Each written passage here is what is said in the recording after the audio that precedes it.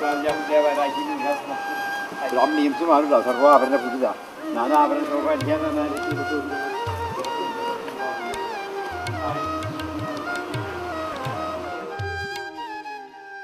Doctor P K Warrier. ജനനം 1921 June 1.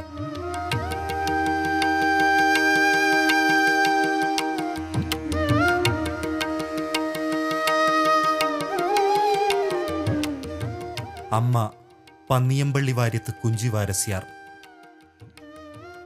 അച്ഛൻ കോടിതലപ്പണ ശ്രീധരൻ നമ്പൂതിരി.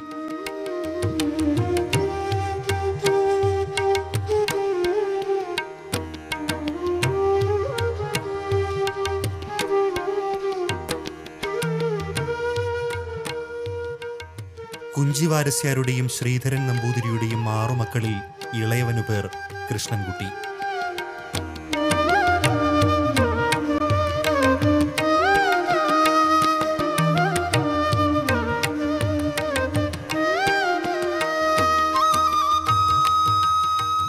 കൃഷ്ണൻകുട്ടി ഇന്ന് ലോകമറിയുന്ന, രാജ്യം ആദരിക്കുന്ന ആയുർവേദാചാര്യനായി മാറിയത് പൂർവസൂരികളുടെ അനുഗ്രഹങ്ങൾക്കൊപ്പം കർമ്മവഴികളിലെ ഋഷിതുല്യമായ സമർപ്പണവും ചേർന്നതുകൊണ്ടാണ്. എൻ്റെ ഞാനാണ് ഐ എം ദ ലാസ്റ്റ്. എൻ്റെ അമ്മയ്ക്ക് ഞാൻ അവസാനത്തെ ആളാണ്. അപ്പോൾ എൻ്റെ പെങ്ങന്മാരുടെ കുട്ടികൾ, മരുമക്കളുടെ കുട്ടികളാണ് ഇപ്പോൾ ഇവിടെ ഉള്ളത്. അവരുടെ കുട്ടികൾ ചിലർ പഠിക്കുന്നുണ്ട്. അങ്ങനെ ആ രീതിയിലുള്ള കുറച്ച് കുടുംബത്തിലുള്ള ആൾക്കാർ ഇവിടെ കുറച്ചുണ്ട്. ഇപ്പോൾ ഒരു മരുമകൾ ഇവിടെ താമസിക്കുന്നുണ്ട്. അവർ ഹസ്ബൻഡ് മരിച്ചു, അച്ഛനും മരിച്ചു, അമ്മയും മരിച്ചു. അവർക്കിപ്പോൾ 84 വയസ്സ് വരുന്നത്. ബാക്കിയുള്ളവരൊക്കെ ഈ കോഴിക്കോട് കുറച്ച് ആളുകളുണ്ട്, തിരുവനന്തപുരത്ത് ചിലരുണ്ട്. അപ്പം പല ദിക്കിലായിട്ട് താമസിക്കുന്നുണ്ട് നമ്മുടെ കുടുംബത്തിലുള്ള ആൾക്കാർ. അവർ ചില മക്കളൊക്കെ ചില പഠിച്ച് പാസ്സായിട്ടില്ല. ഇവിടെ വർക്ക് ചെയ്യുന്നവരുണ്ട്, വൈദ്യന്മാരുമുണ്ട്, അല്ലാത്തവരുമുണ്ട്. അപ്പോൾ അങ്ങനെ മറ്റേ ഒരു വൈദ്യ കുടുംബത്തിൻ്റെ നിലയിൽ തന്നെ ഇവിടെ വരുന്നുണ്ട്. അപ്പോൾ അവരൊക്കെ കൂടിയാൽ നാളേക്ക് കൊണ്ട് നടത്താനുള്ള ശക്തി ഉണ്ടാവും എന്നാണ് ഞാൻ വിചാരിക്കുന്നത്. ഇപ്പോൾ എൻ്റെ മരുമക്കൾ പലരും വൈദ്യം പഠിച്ചിട്ടുണ്ട്, അത് പിന്നാലെ വരുന്നവരുണ്ട്. അല്ലാണ്ട് പുറത്തുള്ളവരും ഇവിടെ ഉള്ളവരും വൈദ്യം പഠിച്ചിട്ട് ഇവിടെ കുറേ ആളുകൾ വർക്ക് ചെയ്യുന്നുണ്ട്. അത് അവർ ഈ പറഞ്ഞമാതിരി പുതുതും പഴുതും ഒക്കെ പഠിക്കുന്നുണ്ട്. അത് പഠിക്കാനില്ല പറയാൻ വയ്യ. പക്ഷേ ഈ പറഞ്ഞമാതിരി പഴയ രീതിയിലുള്ളൊരു ഉപസ്ഥിതി പുതുതായിട്ടുള്ളൊരു കൂട്ടർക്ക് വരുന്നില്ല. അത് വരണം, അത് വന്നാലേ ശരിയാവുള്ളൂ. അതിപ്പോൾ ഈ പുതിയ രീതിയിലുള്ള പഠനം ആവുകൊണ്ടായിരിക്കുമെന്ന് വെച്ചില്ല. ഈ പഠനം ഇപ്പോൾ ഇംഗ്ലീഷിലാണ് പഠിക്കുന്നത്. ഇംഗ്ലീഷിൽ പഠിക്കുന്നത് മാത്രമല്ല, മറ്റേ അനാട്ടമിയൊക്കെ ഇംഗ്ലീഷിലാണ് പഠിക്കുന്നത്. നമ്മുടെ സംസ്കൃതത്തിൽ അമ്മാവൻ എഴുതിയിട്ടുണ്ടെങ്കിൽ ഇവരിപ്പോൾ പഠിപ്പിക്കുന്നതൊക്കെ ഇംഗ്ലീഷിലാണ്, CCIM-ൻ്റെ. അപ്പോൾ ആ രീതി വരുന്നു. പിന്നെ ഈ മറ്റേ എക്സ്റേ എടുക്കുക, മറ്റെടുക്കുക, മറിച്ചെടുക്കുക, ഈ എന്താണോ ഇത് രോഗമെന്നുള്ളത് എക്സ്റേ എടുത്തിട്ട് കണ്ടിട്ട് ഇൻവെസ്റ്റിഗേഷൻ റിപ്പോർട്ടിൻ്റെ ബേസ് ചെയ്തിട്ടാണ് പോണത്. മറ്റേതല്ല, മറ്റേ കണ്ട് പഠിച്ചിട്ട് മറ്റേ രോഗിയെ നോക്കുകയാണ്. രോഗിയെ നോക്കി പരിശോധിച്ച് ചോദിച്ച് ഓരോ ചോദ്യങ്ങൾ ചോദിച്ച് അവർ അത് അത് കെട്ടിയിട്ടാണ് നമ്മൾ ദർശന സ്പർശന പ്രശ്നം ചെയ്യുന്നത്.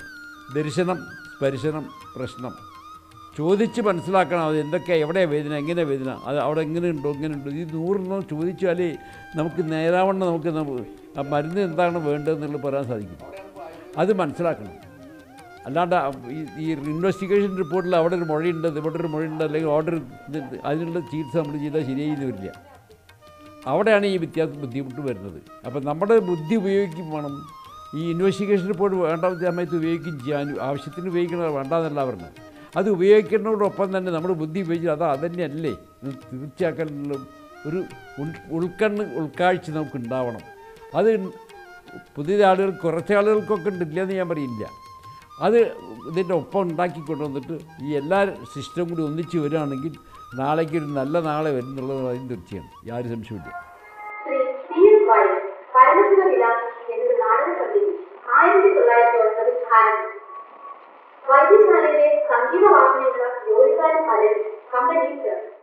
അതിന് 2 വശം ഉണ്ടായില്ലേ. ഒന്ന്, വേനൽക്കാലത്ത് ഇവർക്ക് പണിയില്ല. അപ്പോൾ അവർക്ക് പണി കൊടുക്കണം. അവർക്ക് പണി കൊടുക്കാണ്ട് വീട്ടിലേക്ക് അയച്ച് പിന്നെ രണ്ടാമത് വെച്ചാൽ അവർ വേറെ പണിക്ക് പോയിട്ട് നമുക്ക് ആളെ കിട്ടില്ല. ഒന്ന്, അപ്പോൾ അവർ പണി കൊടുത്തും കൊണ്ട് ഇവിടെ നിലനിർത്തുക എന്നുള്ളതൊരു ആവശ്യം ഉണ്ടായിരുന്നു. പിന്നെ ഒരു കല വളർത്തുകയല്ലേ. അത് രണ്ടും അദ്ദേഹം തന്നെ ഇതിൻ്റെ മുകളിൽ ഞാൻ കണ്ടിട്ടുണ്ട്. അദ്ദേഹം ഈ നാടകക്കാരെയൊക്കെ ഇരുത്തിയിട്ട് അദ്ദേഹം ചാരസാലയിൽ ഇരുന്ന് പാട്ട് പാടി പഠിപ്പിക്കുന്നത് ഞാൻ കണ്ടിട്ടുണ്ട്. ഞാൻ ഇവിടെ വന്നിരുന്നുണ്ട് ആ സമയത്ത്. അപ്പോൾ അത് ശാകുന്തളം തർജ്ജമ അദ്ദേഹത്തിൻ്റെ തർജ്ജമ ചെയ്തിട്ടുണ്ട്. അത് നാടകമാക്കി അഭിനയിച്ചിട്ടുണ്ട്. കുറച്ച് കഴിഞ്ഞപ്പോൾ നാടകത്തിന് വില ഇല്ലാണ്ട് ഈ സിനിമയൊക്കെ വന്നപ്പോൾ അപ്പോൾ പിന്നെ എന്താ കഥകളി ആയിക്കോട്ടെ, കഥകളി അപ്പോൾ വള്ളത്തോളം അവിടെ കലാമണ്ഡലത്തിൽ അവിടെ തുടങ്ങിയിട്ടുമുണ്ട്. അപ്പോൾ ആ കൂട്ടത്തിൽ 39 ഇവിടെ ഈ നാടക കമ്പനി കഥകളി ആയിട്ട് മാറ്റിയതാണ്. അതിപ്പോൾ ഇന്നും നിലനിർത്തി വരുന്നുണ്ട്, നല്ല സെറ്റായിട്ട് നിലനിർത്തി വരുന്നുണ്ട്.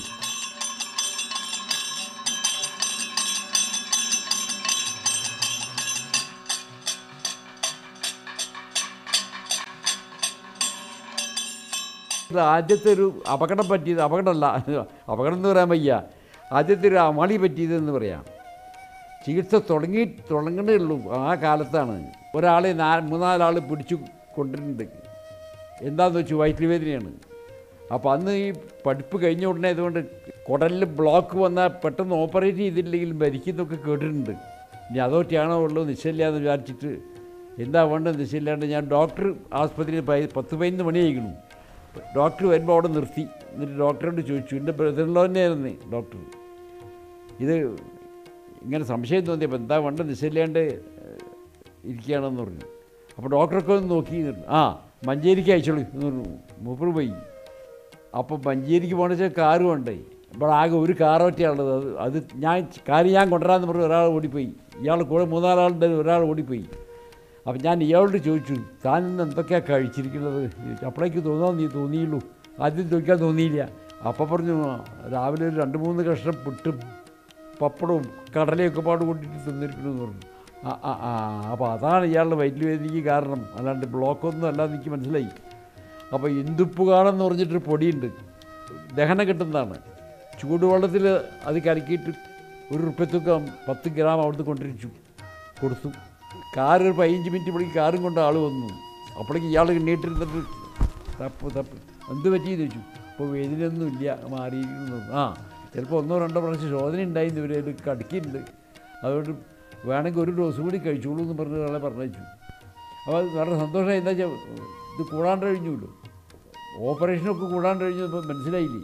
അതുമാതിരി വേറൊരു കേസ് തോന്നി. പട്ടാളത്തിൽ നിന്ന് ഒരാൾ വന്നു, പട്ടാളക്കാരനാണ്.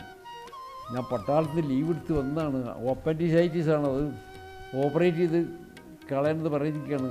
കുറേ മുമ്പായതുകൊണ്ട് ആ ഓപ്പറേഷൻ പേടിയുള്ള കാലമാണ്. അത് വല്ലതും ചെയ്യാൻ തരുമോ, വയ്ക്കുമോ ചോദിച്ചു. അപ്പോൾ ഞാൻ പറഞ്ഞു, ഒരു കാര്യം ചെയ്യൂ, മുരിങ്ങത്തൊലി കഷായം വെച്ച് കഴിക്കും. ഞാൻ എഴുതി കൊടുത്തു. മുരിങ്ങത്തൊലി 5 റുപ്യക്കും 4 വെള്ളത്തിൽ കഷായം വെച്ച് ഇങ്ങനെയൊക്കെ കഷായം കഴിക്കാനുള്ള ഇതൊക്കെ എഴുതി കൊടുത്തു. അയാളത് ഒരാഴ്ച കഴിച്ചിട്ട് മടങ്ങി വന്നിട്ട് എന്നോട് പറഞ്ഞു, എനിക്ക് സുഖങ്ങളൊക്കെ മാറി, ഞാൻ മടങ്ങി പോകാൻ ഇട്ടു, അത് പറയാൻ വേണ്ടി വന്നതാണെന്ന് പറഞ്ഞു. അപ്പോൾ ചെറിയ മരുന്നുകളെ കൊണ്ട് നമുക്ക് പലതും ചെയ്യാൻ സാധിക്കും.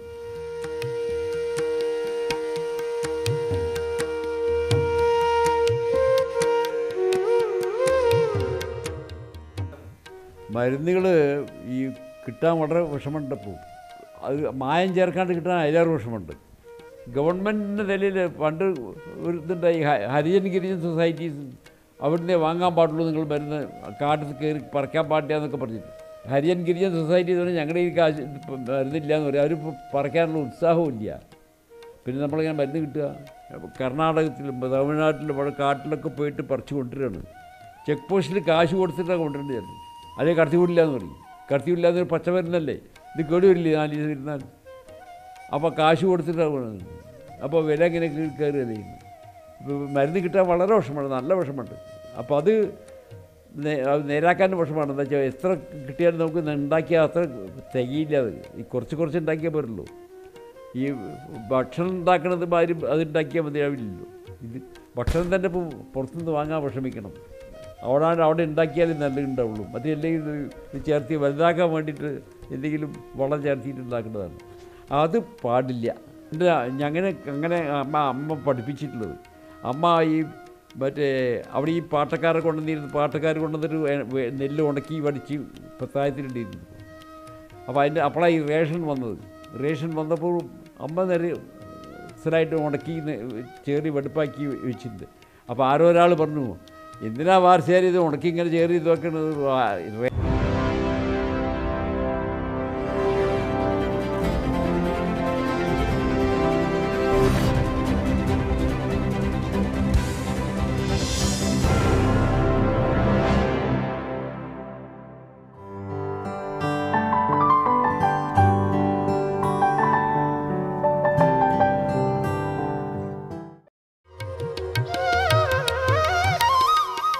ഡോക്ടർ പി കെ വാര്യർക്കും ഭാര്യ മാധവിക്കുട്ടി കെ വാര്യർക്കും 3 മക്കൾ.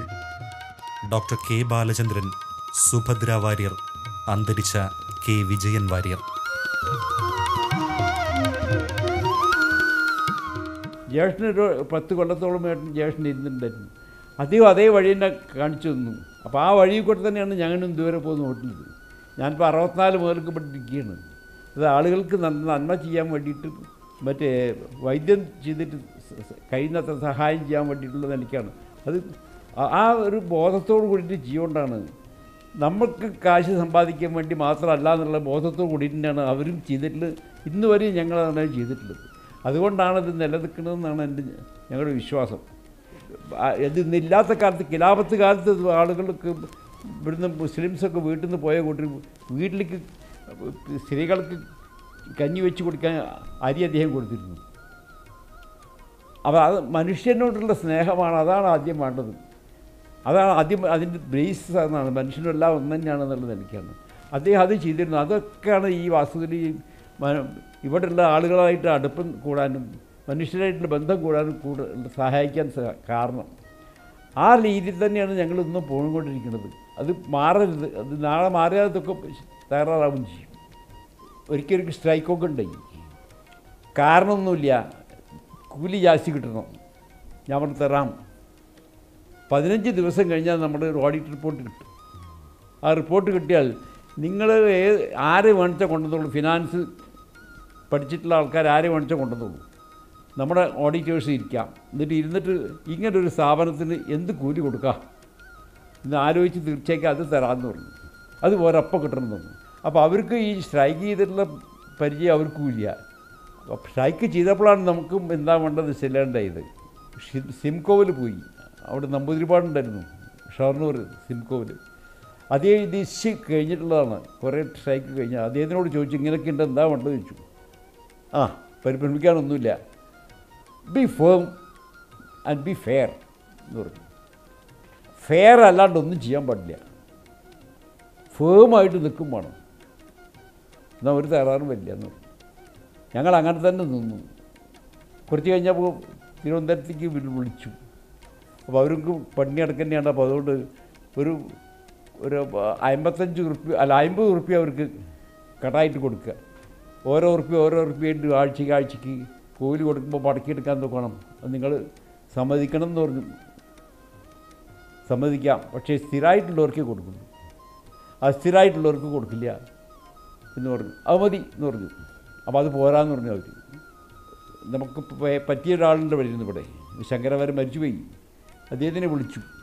നിങ്ങളെ ഞാൻ അവിടെ കിട്ടിയിരുന്നു വെച്ചാൽ ഞാൻ ഇത് ഉടനെ തന്നെ തീർക്കാമായിരുന്നു. നിങ്ങളൊരു കാര്യം ചെയ്താൽ മതി, ഈ 50-55 ആക്കിയിട്ട് കൊടുക്കാം. പക്ഷേ അത് അവരുടെ സജഷനാണ്, എൻ്റെ സജഷൻ ആവാൻ പാടില്ല.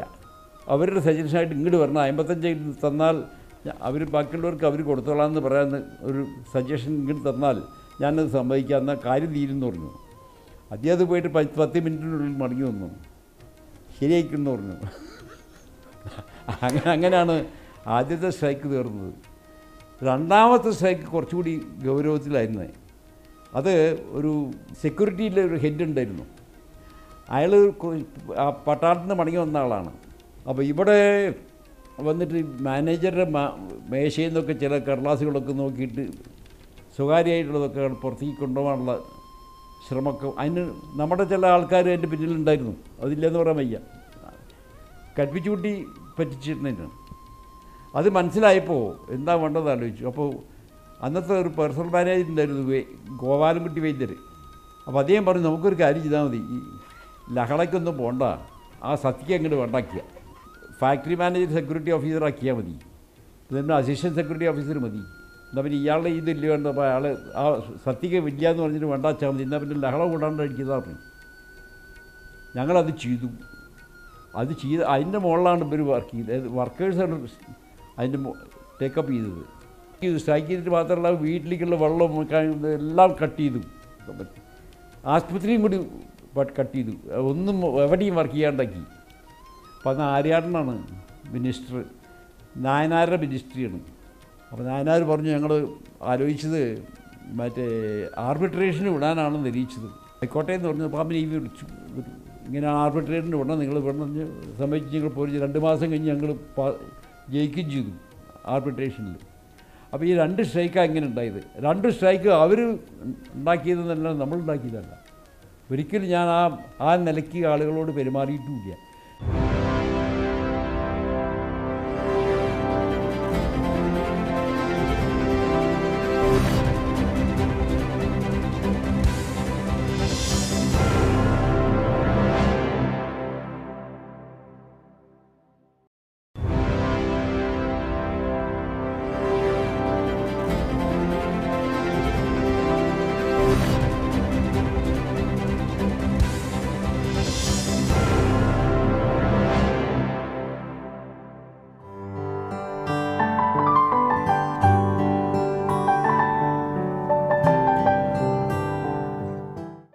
ഗുളികയൊക്കെ ഉരുട്ടി കൈകൊണ്ട് ഉരുട്ടുന്നത് ഹൈജീനിക്കല്ല, യന്ത്രം കൊണ്ടുവരണമെന്ന് പറഞ്ഞപ്പോൾ അന്ന് ആ കെൽബോൺ കമ്പനിക്കാരിൽ നിന്ന് ചില ഇതൊക്കെ വാങ്ങി. അപ്പോൾ ജ്യേഷ്ഠൻ മരിച്ചപ്പോൾ പെട്ടെന്ന് ഞാനിത് മാറ്റിയാൽ ശരിയാവില്ല, അത് ഈ കുരുത്തങ്കട്ടോണൊക്കെ താറാറാക്കി പഴയ ഇതൊക്കെ മാറ്റിയെന്ന് പറയും. അതുകൊണ്ട് വേണ്ടാന്ന് വിചാരിച്ച് ഞാൻ അവരോട് ആ തൽക്കാലം അത് മറക്കെടുക്കാൻ പറഞ്ഞു. പിന്നെ കുറച്ചുകൂടി കൊല്ലം കഴിഞ്ഞതിന് ശേഷമാണ് ഞാൻ അതെന്നെ വരുത്തി ഈ ഗുളിയാക്കാൻ തുടങ്ങി. അതുമാതിരി തന്നെ വിറക് കിട്ടാനില്ലാത്തപ്പോൾ എന്താ കൊണ്ട് സ്റ്റീം ആക്കിയാൽ തിരക്കില്ല എന്നാണ്. അത് സ്റ്റീമിലാക്കിയാലിത് മറ്റേ വെള്ളം വേഗം ആവിയായിട്ട് പോകും, പക്ഷേ കൽക്കം മൂക്കുമല്ലോ എന്ന് സംശയം എണ്ണ ആക്കുമ്പോൾ. അപ്പോൾ അത് ഒരാൾ പറഞ്ഞിട്ടുള്ളത് അടയാറിൽ പോയി കാണാൻ തരാവുന്നത്. പാരിയൻ കമ്പനിയിൽ നിന്ന് അവർ വാങ്ങിയ 2 ഫാൻ അവിടെ വർക്ക് ചെയ്യുന്നുണ്ടെന്ന് പറഞ്ഞു. പോയി അടയാറിൽ പോയി. അപ്പോൾ അവരോട് ചോദിച്ചെങ്കിൽ കൽക്കം മൂക്കുമെന്ന് ചോദിച്ചു. അപ്പോൾ കൽക്കൻ മൂക്കും, പക്ഷേ കുറച്ച് സമയം പിടിക്കുന്നത് മാത്രമേ ഉള്ളൂ. പക്ഷേ 4 പുറമെ ഈ സ്റ്റീം വരുകൊണ്ട് വെള്ളം വേഗം പറ്റും. ഇത് മാറ്റും. കൽക്കം മൂക്കാൻ ലേശം താമസം വരുന്നത്, ഇത് 2 കൂടി കോമ്പൻസേറ്റ് ചെയ്ത് പോകാനുള്ളൂ, സാരമില്ല എന്ന് പറഞ്ഞു. അപ്പോൾ ഞങ്ങൾ പുതുതായിട്ടുള്ളൊരു ബോയിലർ വാങ്ങി. എന്നിട്ട് ഈ സ്റ്റീം പ്ലാന്റ് അങ്ങനെ തുടങ്ങിയതാണ്. 67 സുശീല നെയ്യറാണ് അത് ഇന്നോവേറ്റ്. അത് ഹെൽത്ത് മിനിസ്റ്ററായിരുന്നു സെൻട്രലിൽ. നഞ്ചങ്കോടുള്ളതൊക്കെ പുതുതായിട്ടുള്ളൊരു ഫാക്ടറിയാണ്. അപ്പോൾ അത് പുതിയ രീതിയിൽ ഉണ്ടാക്കാനുള്ള സാധ്യതകളുണ്ട് അവിടെ. അപ്പോൾ പുതിയ മരുന്നുകൾ ഉണ്ടാക്കുന്നുമുണ്ട്. അപ്പോൾ ആ രീതിയിൽ നമ്മൾ ഡെവലപ്പ് ചെയ്ത് വരിക. പഴയ രീതിയിൽ മാത്രം പോരാ. പഴയ രീതിയിൽ മാത്രമാകുമ്പോൾ മറ്റേ നമുക്ക് ഈ പ്രിസർവേറ്റീവ് ചിലർക്ക് പിടിക്കുന്നില്ല. അപ്പോൾ പ്രിസർവേറ്റീവ് ചേർത്താൽ ചില ബുദ്ധിമുട്ടുകൾ ഉണ്ടാകുന്നുണ്ട്. അപ്പോൾ ആ രീതിയിലുള്ള മരുന്നുകളൊക്കെ ചിലപ്പോൾ മാറ്റി നമുക്ക് പുതിയ രീതിയിലേക്ക് വരേണ്ടി വരും. അപ്പോൾ ആ അങ്ങനെ മരുന്നുകൊണ്ടിരിക്കുകയാണ്, ഇപ്പോൾ ചെയ്തുകൊണ്ടിരിക്കുകയാണ്. അപ്പോൾ ഈ എക്സ്ട്രാക്റ്റ് മാത്രമായി കൊണ്ട് ഇപ്പോൾ ഈ നമ്മൾ കഷായമൊക്കെ വയ്ക്കുന്നുണ്ട്. ഈ കഷായം വയ്ക്കുന്നതിന് പകരം എക്സ്ട്രാക്റ്റ് വാങ്ങിയിട്ട് നമ്മൾ ഉപയോഗിക്കുകയാണെന്ന് വെച്ചാൽ കുറച്ചുകൂടി ഫലം കിട്ടുമെന്ന് നോക്കുന്നുണ്ട്. അത് പരിശോധിച്ചുകൊണ്ടിരിക്കുകയാണ്. ഇപ്പോൾ കോസ്റ്റ് ഓഫ് പ്രൊഡക്ഷൻ എങ്ങനെ കുറയ്ക്കാൻ സാധിക്കും, ഫലം കുറയ്ക്കാണ്ടായി. അത് നമ്മൾ ലാബറട്ടറിയിലും ഇവിടെ പരീക്ഷിച്ചുകൊണ്ടിരിക്കുകയാണ്. ഹിന്ദുസ്ഥാൻ ലാറ്റക്സ് ഉണ്ടല്ലോ, ഗവൺമെൻറ് സ്ഥാപനമാണല്ലോ, അതിന് വേണ്ടിയിട്ട് ഉണ്ടാക്കുന്നുണ്ട്. ചെവന്യൂൾസ് ഉണ്ടാക്കുന്നുണ്ട്. ഈ മറ്റേ മുലപ്പാലുണ്ടാവാനുള്ള അത് ഒരു ഗുളിക ഉണ്ടാക്കുന്നുണ്ട്. ആ മാതിരി പലതും ഉണ്ടാക്കുന്നുണ്ട്. ലോകത്തിൻ്റെ രീതി മാറുന്നതിനനുസരിച്ച് നമ്മൾ മാറാണ്ട് നിർത്തിയില്ല. അത് കേട് വരരുതെന്ന് മാത്രമല്ല, നേരാക്കി കൊണ്ടുപോകാൻ എങ്ങനെ സാധിക്കില്ല, അത് നോക്കിക്കൊണ്ടിരിക്കുന്നുണ്ട്. അത് എപ്പോഴും നോക്കിക്കൊണ്ടിരിക്കുന്നുണ്ട്. അത് എന്നും എല്ലാവരും അതിനുള്ള റിസർച്ച് സെൻറ്ററും ഒക്കെ നമുക്ക് ഇപ്പോൾ ഉണ്ട് ഇവിടെ. CMPR എന്ന് പറഞ്ഞൊരു ടാറ്റ അനുവദിച്ചിട്ടുള്ളതാണ്. നമ്മൾ അങ്ങോട്ട് ചോദിച്ചിട്ടൊന്നുമല്ല, അവരിങ്ങോട്ട് മറ്റേ കുറേ കോടികൾ തന്നിട്ട് മരുന്നുകൾ നേരാക്കി എടുക്കാൻ വേണ്ടിയിട്ട് തന്നിട്ടുള്ളൊരു സ്ഥാപനമാണ്. അത് കുറേ ഡെവലപ്പ് ചെയ്തിട്ട് പലതും അവിടെ റിസർച്ച് നടന്നുകൊണ്ടിരിക്കുന്നുണ്ട്. ആളുകൾ ഇവിടെ വന്ന് PhD ഒക്കെ ഇവിടെ പഠിച്ച് പാസ്സായി കൊണ്ട് പോയിരിക്കുന്നത്. അപ്പോൾ ആ രീതിയിലുള്ള സ്ഥാപനങ്ങൾ ഇതിൻ്റെ ഉള്ളിൽ നടന്നു വരുന്നുണ്ട്.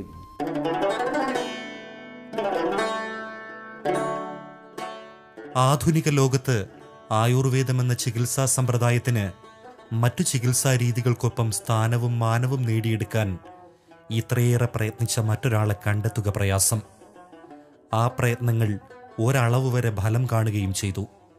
ഈ സ്ഥാപനത്തിൻ്റെ ഇതൊക്കെ സ്ഥാപനത്തിൻ്റെ പേരുകൊണ്ടാണ്, അല്ലാണ്ട് എൻ്റെ സ്വന്തം പേരുകൊണ്ടല്ല. അത് ശരിക്കും പറഞ്ഞാൽ ഈ വൈദ്യശാല ഉണ്ടായിരുന്നില്ല വെച്ചാൽ എനിക്കുള്ള പേരുണ്ട്, ഒന്നുമില്ല. വർക്ക് ചെയ്യാനുള്ള ഫീൽഡുണ്ടോ, അതുമില്ല. പ്രായം കൊണ്ട് നൂറ്റാണ്ടിനോടടുക്കുമ്പോഴും മടുക്കാതെ മുഷിയാതെ ആ വഴിയിൽ ഡോക്ടർ പി കെ വാര്യരുണ്ട് ഇപ്പോഴും.